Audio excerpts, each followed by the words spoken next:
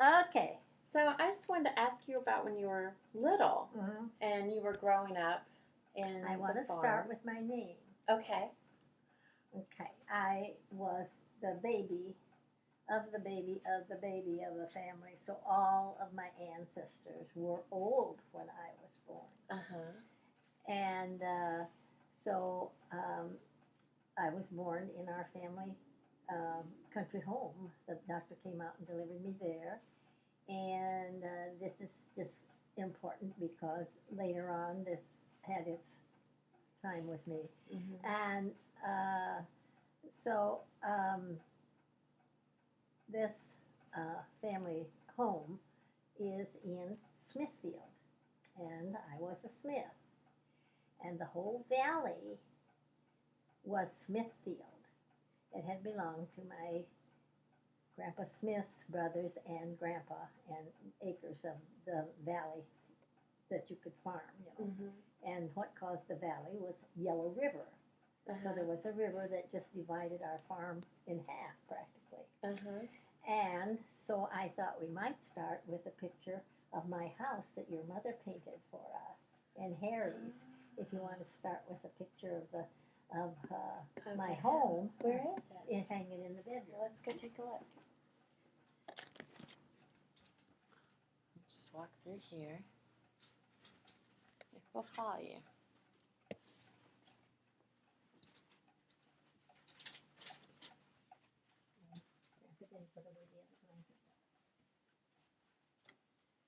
Now we can put on lights. You want it, or from the window, even if a better light from the window. Your mother painted it, both of them. And that one's Harry's home in Lansing. The red one? Uh-huh. And that one's your home. And that's the yellow one. Yeah. That's great.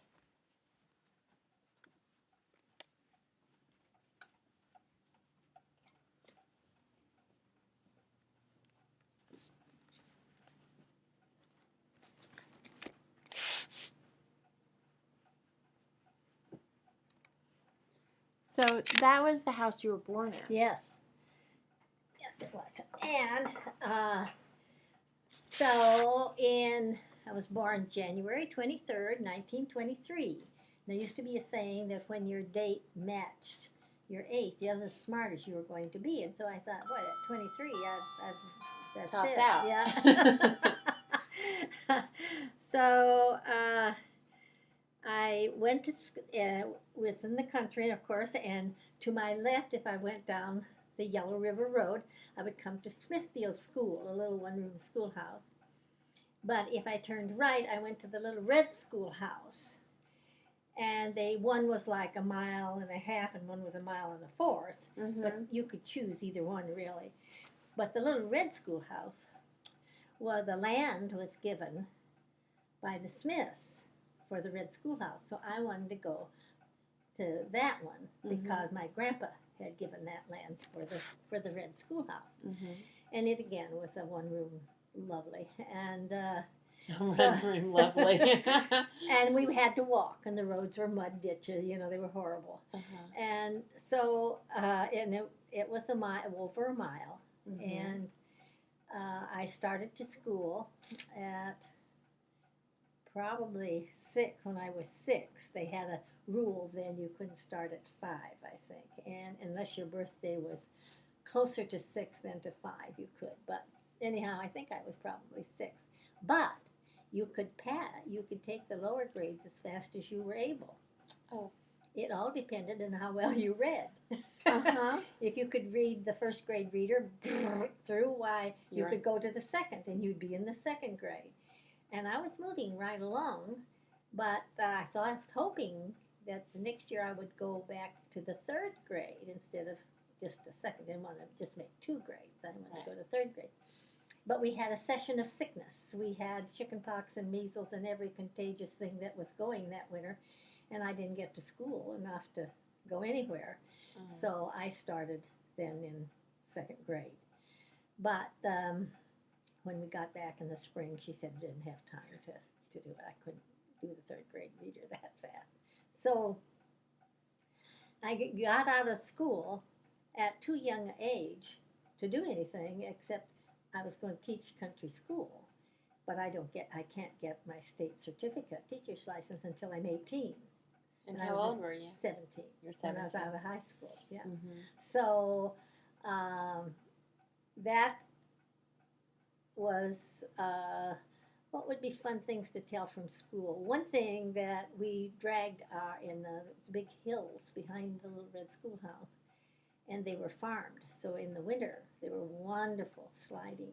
So we would drag our big sleds to school, a mile something, so that in the lunch hour, you could get one ride in on the hill if you hurried your lunch, and then you drag them home. But winter was like that. It was a long. Where were you again? In Iowa. Iowa. Almakeith County, Iowa.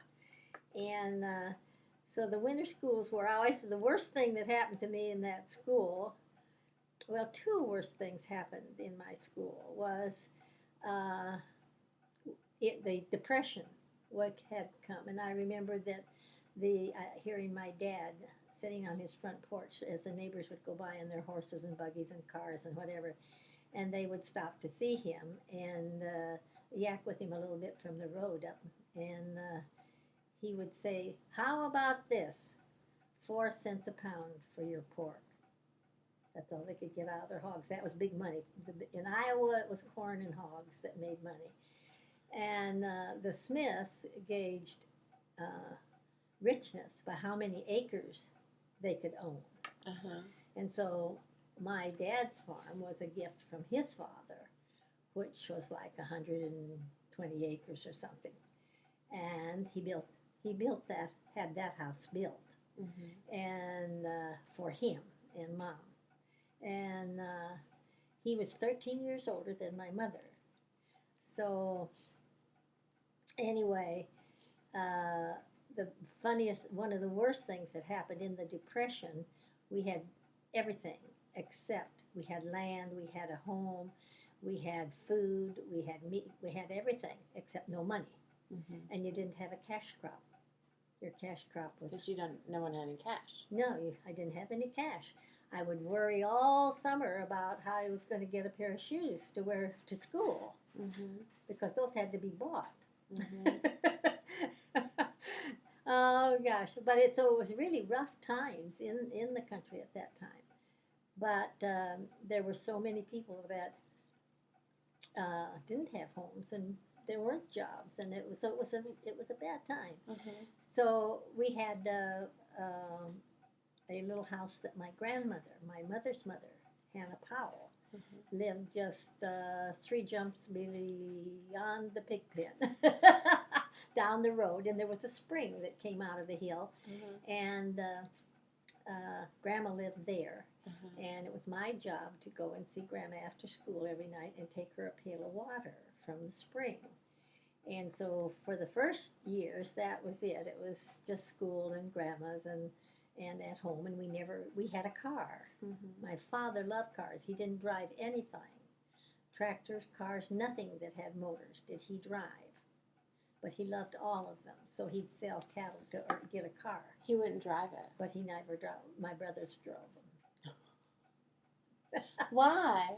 He just never did. He loved them, loved to go riding in them, but he'd sell his shirt tail to get one of them, but he never drove any of them. But we had a car, I know that. And I drove around the farm probably mm-hmm. when I was 10, 11 years old. And I drove the tractor, the mm-hmm. big John Deere tractor, on the hay hook, which would bring the hay into the barns. Uh-huh. Why you'd have to have a rope at the other end of the barn to bring it up and bring it in, and then you'd have to back up a straddle of that big rope. And of course, those tractors had just big treads, big iron wheels on them. So I had to drive pretty good to back up the straddle of the rope. That was always my scariest job, was to have to pull hay in the barn when I was around 10, 11 years old. And they would give you that job to do? Yes, that was my job to do. Everybody else had a job that required muscle, see? Yeah, that's good. So that was always a big deal that I learned to drive things when I was real young. Uh-huh. And the worst thing that happened was in this depression, I got a wonderful present, which was fur mittens. And this was great because I'm a big sled rider. And of course, Is this to the slide? yeah, no, that's not No. it. It's here. Here, I'm going to just hit this because you can't see your face.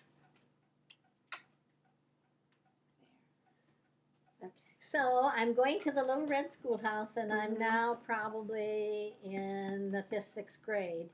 And I'm bringing my sled every day, but I had new mittens to wear, boy, and we had a 2-holer for girls and a 2-holer for boys, outside toilet. The 2-holer. Yeah. Uh-huh.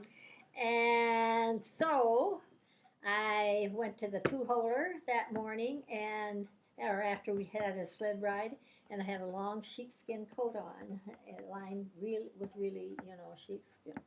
And my sheepskin coat tail knocked my mitten down the hole. I thought I was going to die. That was the tragedy of my school year. Was I lost my fur mittens. I didn't even hardly get to show them to anybody. But that was always one of them that I remember. The other things about school was it was good because I excelled somewhat in school, so I got some recognition. Mm-hmm. I remember in Iowa, the teachers that were being trained had to come and teach so many days in the country schools before they could qualify for a certificate too. Yeah.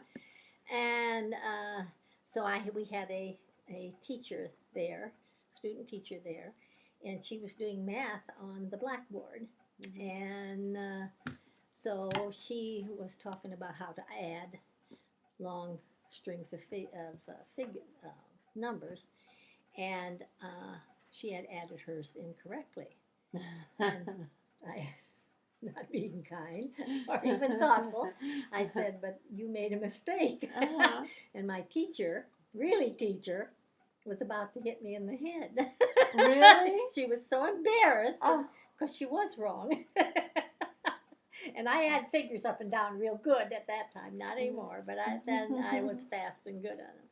But that was one of my glories. I made the spelling contest. That was another school thing that I liked and excelled in for enough to get my name in the paper or something. And we had an aunt who lived right across the road from the red schoolhouse. Now that was on my mother's side of the family, who was Powell. My mother was a Powell. And this was her brother and his wife. And she wrote the news for our area of the county. And so I could get my name in the paper if I did anything good. See, Aunt Nettie would put it in the paper. So were you famous? Yeah, I was. Or infamous? Famous. Yeah, infamous.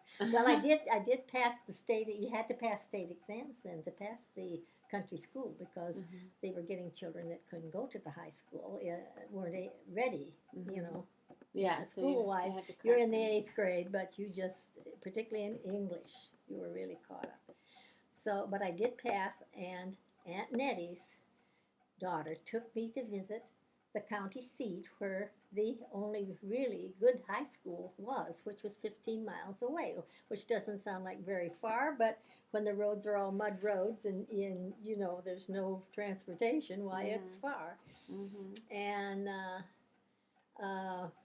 the first thing I did, I went with Lillian to visit school, and they welcomed you and all this and that. And it was big, there's several buildings to it because it had a junior college also there on the same campus.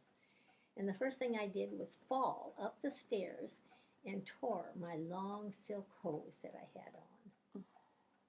The whole knee out.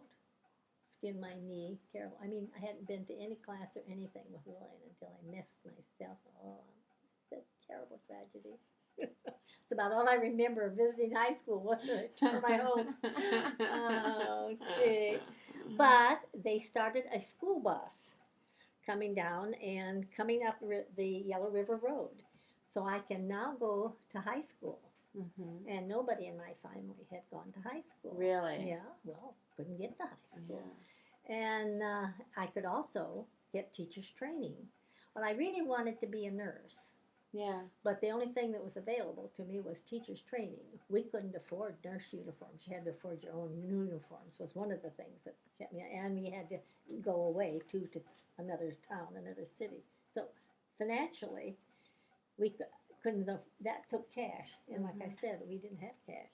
So I couldn't go to the nurses thing. But I could go to teacher's training. And they had a special school for the teachers. And so I did, and that's too bad. You would have been a great nurse. I would have loved to have been a nurse, and my mother liked that kind of thing, and she was just a home trained one, you know. But the number of old people and sick people that Auntie Marion saw out of this world was fantastic. Really? Yeah, she would go stay with them until, you know. And I was the tail end of it. And as soon as I was able to, or was off to school or something, she was free to leave her home and all. Well, so I didn't get to, but in teachers was okay because I was the best student in class, so it was okay. Yeah. Not bad. No. And it's so good that in my senior year, I was the teacher's aide. Oh, Not many teachers were afforded an aide. Well, I wasn't getting paid for anything, but I checked all the other teachers in training, their notebooks to see that they had completed all the work and so on and so on. Anyway, I was her aide, and we did practice teaching and everything. We'd go over to the grade schools and the kindergarten schools and all, and bring little ones over. And I was a good storyteller. And I loved to read books.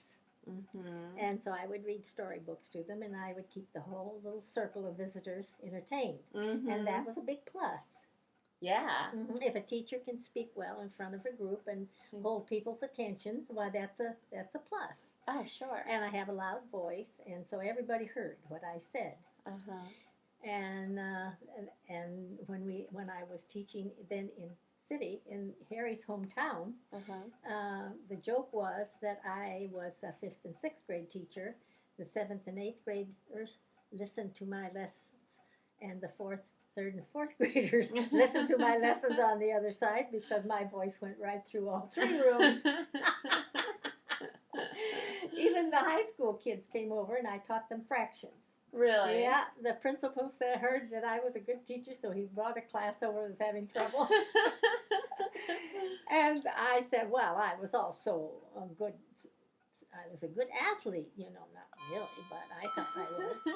So they wanted me to come out and play with them, the 6th graders did, and they wanted me to play softball with them. And I want you to know that I was very, very lucky. I hit the first ball, a home run over the fence. And I didn't have to go out and play with them anymore. You were famous. I was famous. And you did it, yeah. And they said, well, that other teacher we had, you know, we pushed her down the stairs. I mean, they were tough. This was on the river in Lansing, and these were fisher hunter people. And the kids grew up. 2 of the boys I had slept in the haymow. And I mean, it was pioneer stuff, you know. Wow. And so they were tough with their teachers. They pushed her down the stairs? Yes. They didn't push me. The one that was bad, I whipped him in front of all of them. And that did it. Yeah. I was then the boss. He ran away from school when he was being punished to stay and finish his work. And the teacher couldn't catch him. I had been called over to pick out the books for our library. And I had said, you know, you can't go home until you've finished your work. So he ran home, and he was the only child of 8 girls of the bar, the biggest bar in Lansing, the Clancy's. The bar? The bar was their business, and Mrs. Clancy was known to be a rough character. And I had to call her and tell her that when Walter came to school in the morning, he would be punished in front of the children because he had broken a prime rule. When you're staying after school, it's not until your work's done. What He's did a smart she say? little kid. She said, I don't care, I can't do a damn thing with him. I don't think this has changed much over the years. That's the way school was. I had a lot of times As a matter of fact, this teacher that was the head of the teaching school, uh, she came to all of the first meetings of teachers in the county. We'd have one in the like in September or somewhere at time in the fall when we could make it in the weather. And she she would always Mrs. Rigemeyer, and she would come in person to see how her teachers were doing, you know. And at this time, the superintendent would surprise you. The county superintendent would surprise you and just drop in at your school and see what was going on. Were you working or playing or having a horrible time? And anyway, that was a day in when she came in, and I had a very well planned science. We were studying sound, and we'd all made our own string telephones, you know. And I was really going good. And she was so impressed that she invited my 7th and 8th grade class and me to come to the county teachers meeting and see my class. Oh, wow. And Mrs. Rickemeyer was so pleased that one of her teachers. I bet. Yeah. So that was my glory in teaching school. How old were you? Well, I had to be 19. It was my first year of school, probably. And school was interesting, you know.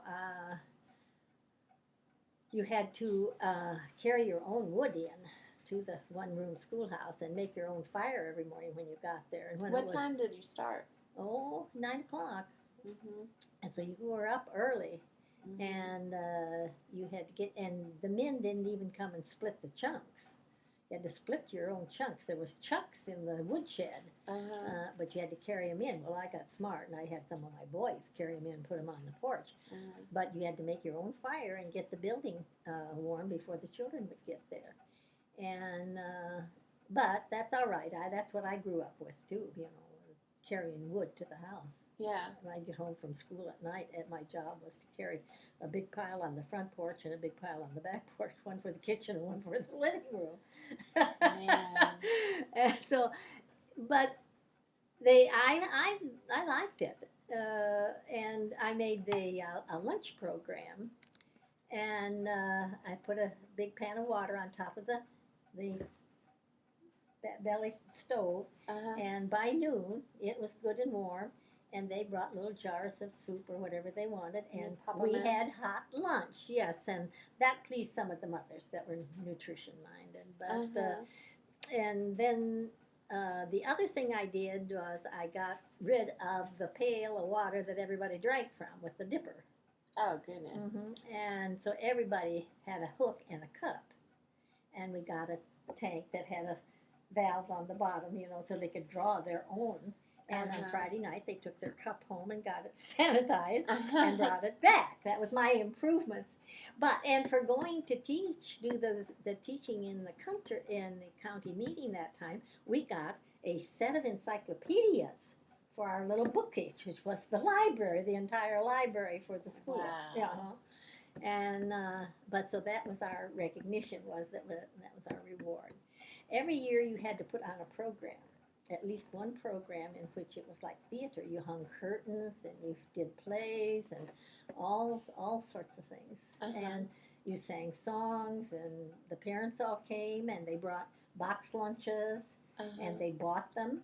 And so a little bit of money was made for it to spend in the school for something. And so that was always a big deal. Fortunately, my school had a neighborhood church there, and we could use the church stage when it came time for the night of our big play. That would be midwinter activities that you had to direct it. I bet that was exciting. The kids were excited to get that too. I always remember one in which you had a step ladder in the middle of the stage, and the children came in as different foods and climbed up, and their goodness is tall, and then went out the other. It's a story of digestion.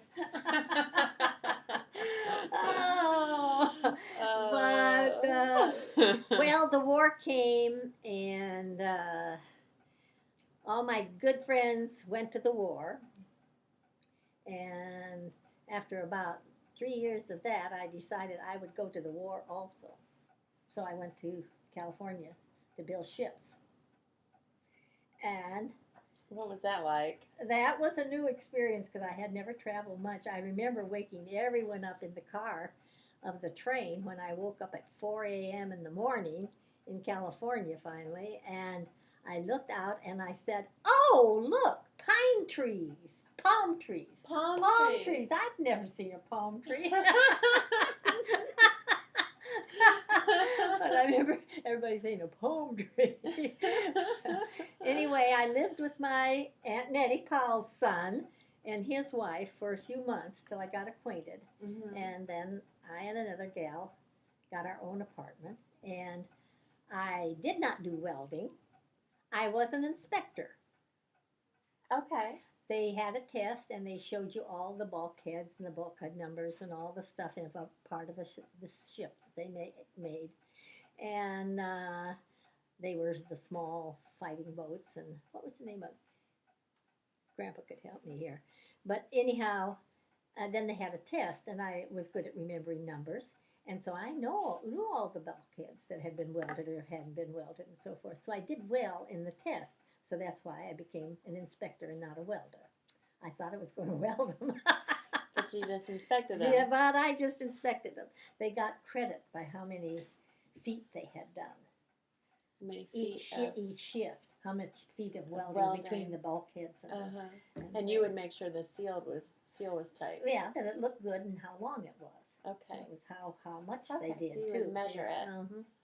Yeah. So and then in my spare time, I took a train and went to the University of California to add to my my schooling. But I was so tired that I slept through most of the classes because I worked midnight to morning, and then I went on to school. And if you think I didn't sleep on that train on the way in, and I did, and after I got there, I'd get into the history class, I remember, and I think I knew I was awake and the class was over. So let me get you would work at night. From midnight to from morning. midnight to morning, and then you go to school from morning to. Yeah, until I have to be home by 4 o'clock. Hopefully, I'd be home by 4 o'clock so that I could eat and sleep a little, and then I went back to school at 1 o'clock, or to work at 1 o'clock a.m. 1 a.m. and like that. It was a long day. No kidding. I thought I could do it, but I didn't. I didn't. And about that time, my favorite Marine came home from the war, and I had 3 Marines, and I liked them all. And I always had said, because my sister married so poorly, she married such a monster, and I hated him so badly for the way he treated his own children and my sister. And so I thought, boy, I'll tell you what, one thing, I met Harry in junior college. That was about my second or third year of teaching there. And was he in school there too? Yeah, but he was a sophomore and I was a freshman. And we had a little study hall. And I couldn't do trigonometry worth anything, and that was just crushing me. And I thought, and he could. He's a good mathematician. And so we sat side by side in our little study hall there, and he rescued me in trigonometry. And that was a big plus. I was determined that I would marry a man that was smarter than I was, that I could look up to, and that he wouldn't take advantage of me and so forth. And he did. He helped me, and then he went away to Dubuque to school, and in the middle of the season, he signed up for the war. And that was the last I saw of Harry for 2 years. Did you know that was going to happen? No, not at the time. But when he went to the Marines, why, that was the third Marine that I had. Everybody that I liked well, my neighboring boy that I liked well, that was a farm neighbor, and I always wrote to Russell, and he was killed in the South Pacific, and he didn't come back. What my family would say, well, which Marine are you going to marry? And I said, I don't know, the one that comes home with 2 hands and 2 feet and a head, and well, 2 of them made it home, and I went up to see Harry because I was in California and they were in Oregon, the station there for a little while, and so he proposed while we were up there, and I didn't think he would have to go back to the war. He had been there for 2 years, Yeah. and I thought he would get a job stateside, not a Marine. They all got sent back. Oh, really? So I lost him, and I had to come home from California. But you were engaged. But we were engaged, yeah. And so you weren't going to work on that. So when he came back, he got a furlough. And when he came back, why, we got married. And our wedding he's in military. Mm-hmm. And his lieutenant, his papers were in. Well, those papers were lost. And I waited to send out any notice that I was getting married because I wanted to say Lieutenant Harry L. Kaufman, you know. Well, he never did make a lieutenant. They never did get their papers. And he was a navigator by this time and liked to fly. He couldn't fly because he wanted to be a pilot because he was colorblind. But he didn't know it. So he was crushed. He was crushed. He doesn't think he's colorblind. But he could be a navigator. So that's what he was in the Corps. So we had 2 more years of separation then. After you were married? Yes, after we were married. Oh. And my mother said, I'm telling you, Vi, don't get married until the war is over. Yeah. Well, I did what I wanted to do, of course, as always. I got married. And I ran to California and back on a train a dozen times to catch him. If he'd get in, why, I'd go to see him, you know. And then in just a few days, he'd be gone, and I'd be back in Iowa. So why did you not stay on in California? Why did you go back to Iowa? I don't know. We always wondered why we left San Diego and came back to Iowa.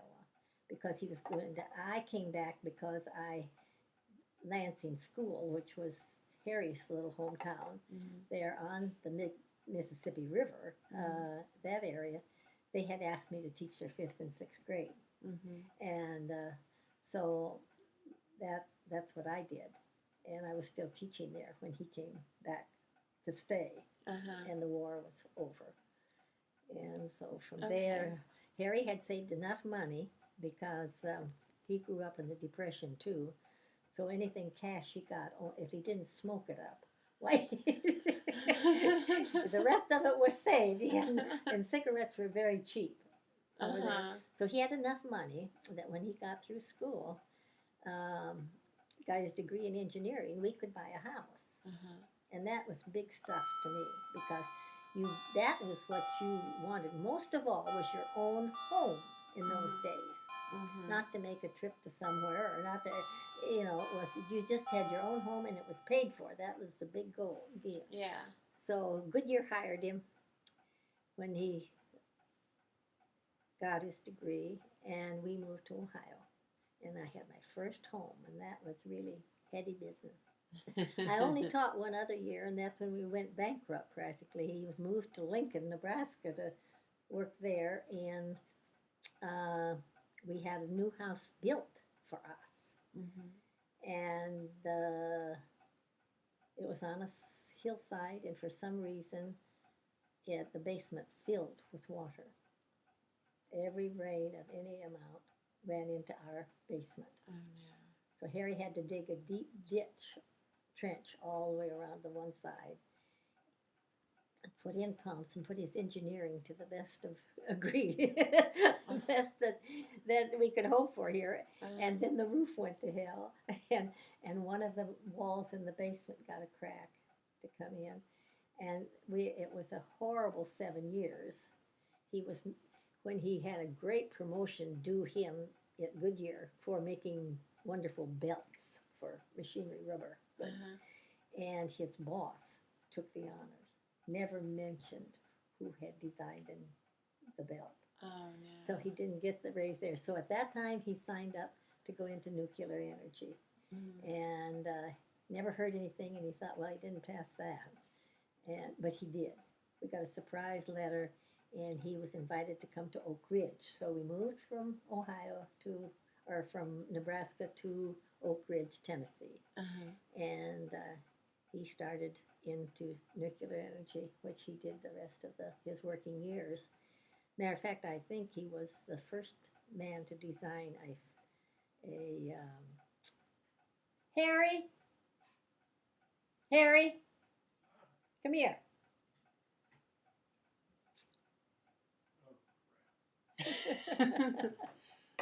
Yeah, I'm going to stop this